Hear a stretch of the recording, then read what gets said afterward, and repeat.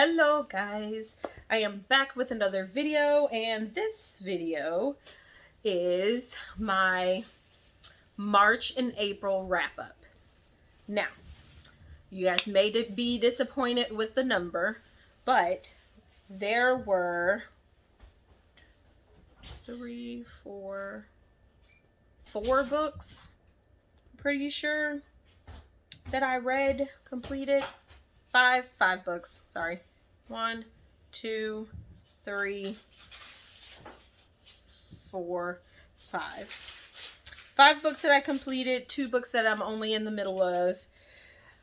It was a rough month.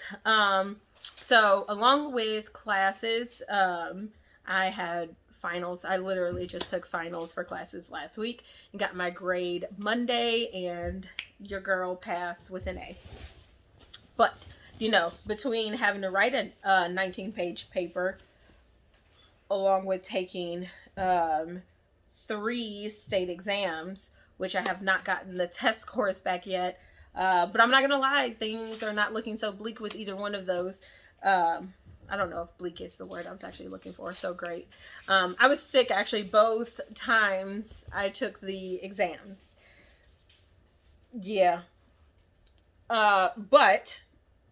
But I got through them, and I'm just hoping that my scores is higher than they were last time, and I can take the exams again, so that way I just know how much more studying I have to do, because I will have to study some more.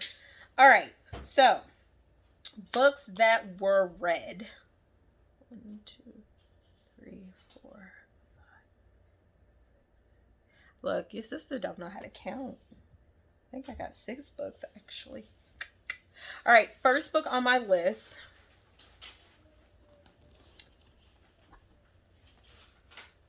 Ties That Tether.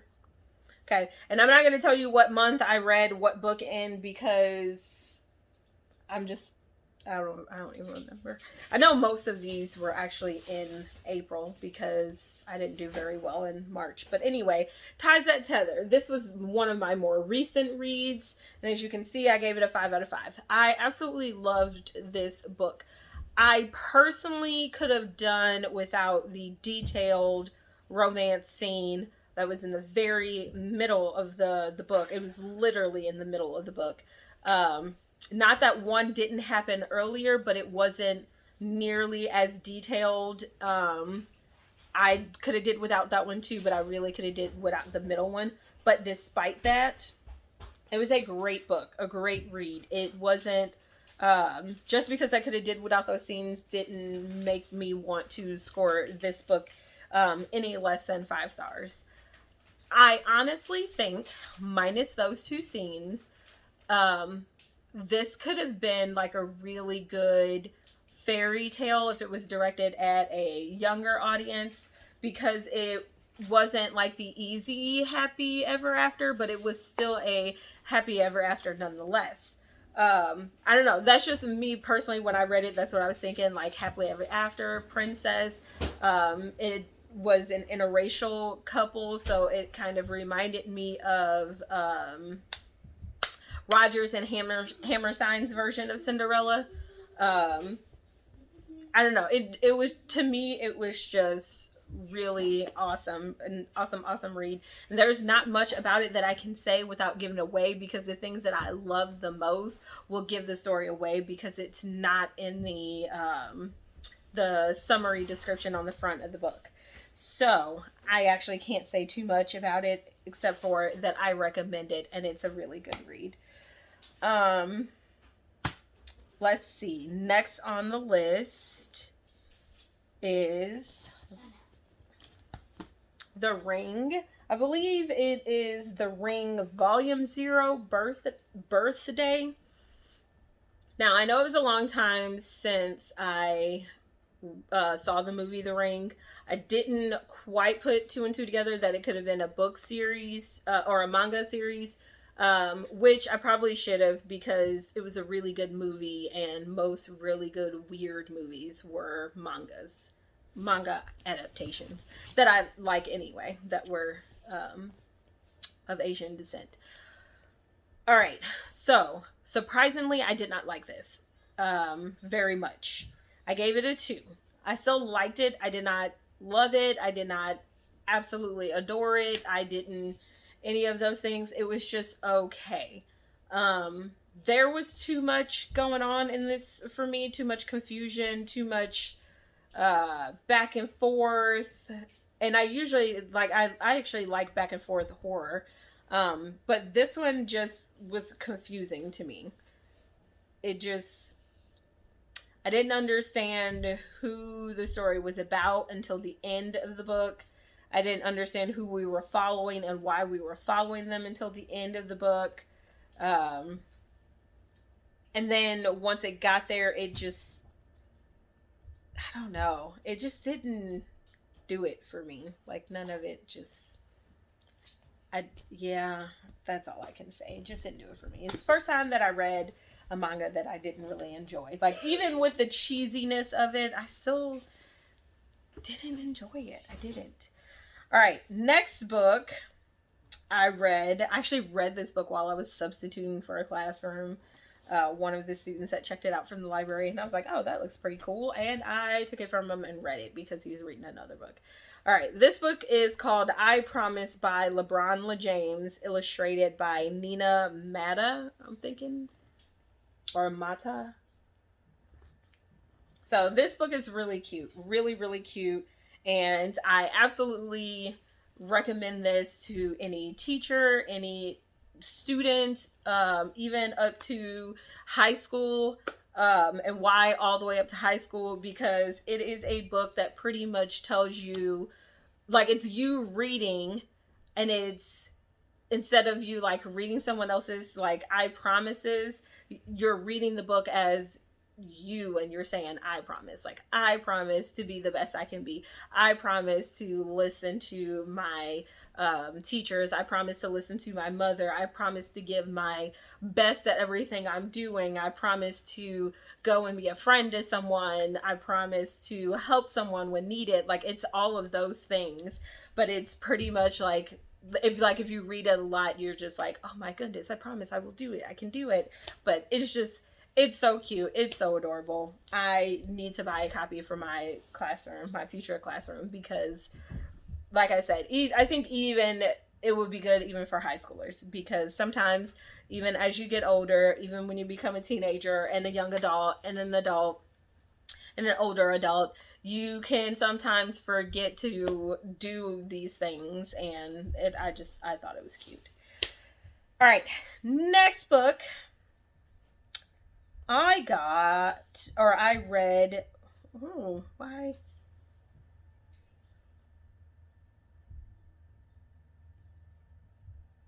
Okay. I don't know why. All right. Next book was The Whisper Man. All right, and I gave Whisper Man a 4 out of 5 stars. For some reason, it showed that I had it a 3 out of 5, but I know I gave it a 4 out of 5 because I always write down on a sticky note what I give it before I put it in my Goodreads. So I gave it a 4 out of 5. The storyline, in a sense, was very much so predictable for some people. After like going back and reading through the other reviews, it was predictable for some people. For me personally, it was not predictable. Getting to the ending wasn't as exciting as I wanted it to be, but I also didn't know what I was really expecting either. So I thought the book was good. I thought everything about the book was good. I thought the way it ended was good. I thought the person who's the bad guy was definitely not who I was suspecting. Although I think I was close. Because of the picture at the beginning, and I can't say what picture it was, but they talk about the picture at the beginning, and then they talk about it again right before the very end. I should have known, but it was really hard for me to understand, or not understand, but put 2 and 2 together to figure out who the bad guy was. But overall, really great book. Really, really great book. I will definitely read more Alex North in the future. Actually, I think as a matter of fact, I have another Alex North on my forever long TBR, and I believe it is The Shadows, if I'm not mistaken.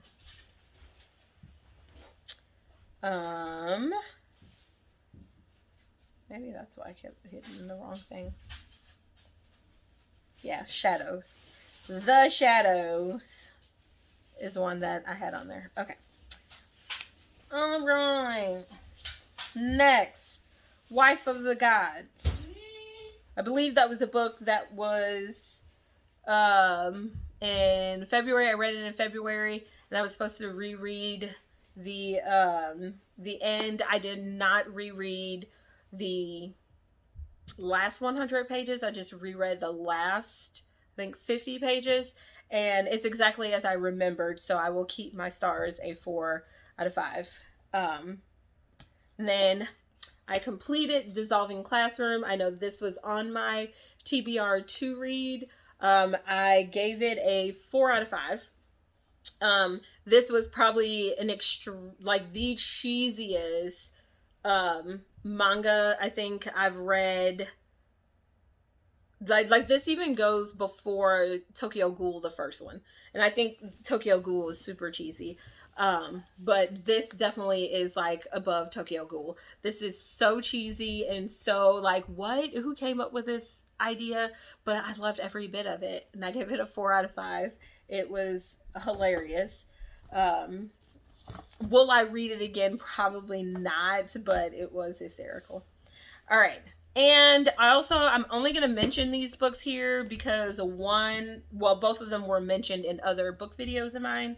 I believe one was mentioned in a Faith Box unboxing, and then one was mentioned in my, I think it was mentioned in my March TBR. So the one that was mentioned in my Faith Box was His Mighty Strength. I got halfway through with it. I'm going to finish the other half of this with, what month are we in? May. I will finish the other half in May, so this will go on my May wrap up. And so far, I am actually enjoying what I'm reading because it's really real and very raw, and most of the experiences used in this book is the author's own experiences and not examples of how to do things, if that makes any sense. There are enough Christian books out there that have examples, and not that examples aren't like good things to use, but I personally connect to Christian novels better when it's more of life experience. So that's for me personally. So far so good, and it's an easy read, and I'm getting through it pretty quick. So I actually think that I could finish that by, I won't say the end of this week because my weekend is all kinds of booked up, but probably by, it's Wednesday, so Wednesday of next week. It is the 5th, so whatever Wednesday is of next week. And then the other book I'm going to mention, because it'll also be on my May wrap-up, because I'm actually halfway through this book as well, is Whatever Happened to Interracial Love. I was supposed to complete this book months ago, and I just kept starting and not finishing, and this time I started and got to the middle, and it wasn't that it wasn't interesting for me to not finish. It's just I kept just picking up other books that I just wanted to read before this one, because poetry and literary texts are a little bit more difficult for me to read, because me personally, I believe that the authors try to use words bigger sometimes for no reason, or just to sound like they have an education. Like, some of the authors we know have, very high educations and are, leave the dog alone, and are not, and then we know that some authors have only gotten like high school educations, and then some authors are in high school, and some of them are in elementary school, etc., etc.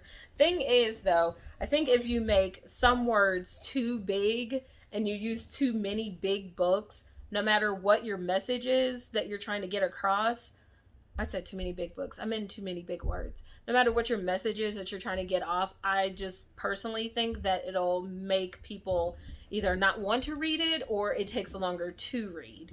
And I do want to say that not every single other word was like a really big word, but it was like every 5 or 10 words was like a word that I did not hear. At least that's just how it felt. It didn't actually go that way, but it's just how it felt. When you get across too many big words at one time, it just feels like there's so many. But after the and what was crazy is that it wasn't even actually part of the book yet. It was in the forward and the acknowledgments, which no, not the acknowledgement, the forward and the first book called The Exteriors. There were some words in there that I had to actually look up. Like, there are some words that I had to look up because I'm like, I don't think I've ever seen that word before. And it was just some things that were just hard to pronounce. And then the grammatical makeup of the sentence was different than what I'm used to reading. So having to reread the sentence, it to me just felt like reading a textbook for a minute. But then once I reread the forward and the first story, Exteriors, which is part 1, I believe, of the because this is a book of mini stories. But once I reread those, it was good to go. I was good to go because I kind of got a feel for the style the author writes in. And that, I think that's just the other thing, is like some styles take time to get used to before you can actually pick up what they're saying, because sometimes certain styles will make you lose like what the author is talking about. So it took me a couple times. It was almost like reading Shakespeare, because some of the makeups of how the sentence, the syntax or the grammatical makeup, whatever you want to call it, it made me lose meaning of what I was reading. And so therefore I had to reread, and then once I got it, it's been good, and I'm halfway done with it, and I actually want to finish it tonight, but I have a meeting to be at 7, so I'm not sure how much of this I will actually even be able to pick back up to read at all, for that matter. So those 2 books will be on my May wrap up. So I will go into more detail about my feelings with those in my May wrap up. And I will see you in the next video, which should be my May TBR. All right, bye.